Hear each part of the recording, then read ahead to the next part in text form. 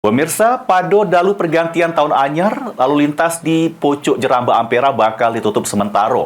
Pihak kepolisian sudah menyiapkan kantong untuk mengantisipasi kemacetan akibat penutupan Jeramba Ampera.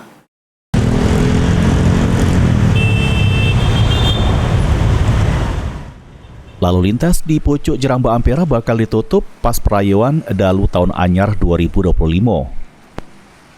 Hal tersebut disampaikan Kasat Lantas Polrestabes Palembang, AKBP Yeni Diarti. Penutupan jalan bakal dimulai pada Selasa 31 Desember 2024 jam setengah 11 dalu sampai perayaan selesai.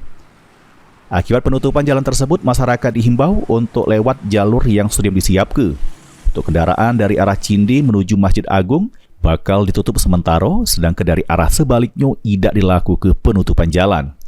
Sementara itu, pengendara dari arah Jakabaring nak ke pusat kota bakal dialihkan ke Kertapati ngelewati Jeramba Musi 6, sedangkan pengendara dari arah Pelaju bakal dialihkan ngelewati Jeramba Musi 4. Jadi nanti dari kendaraan yang dari arah Sudirman itu cuma satu arus yang kita tutup, yaitu dari Cinde mengarah ke Sudirman, namun yang dari arah Masjid Agung mengarah ke Cinde tidak dilakukan penutupan.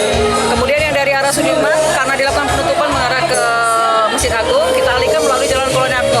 Jadi seluruh pengguna kendaraan dari Kolonel Atmo tembak lurus melalui ke Pasar Burung.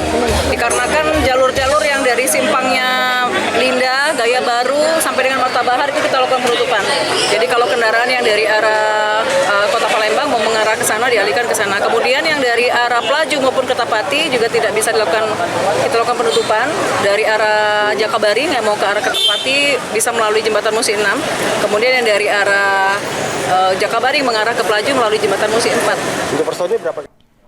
Pihak kepolisian sudah menyiapkan kantong-kantong parkir untuk mengantisipasi kemacetan pas perayaan Tahun Anyar KG.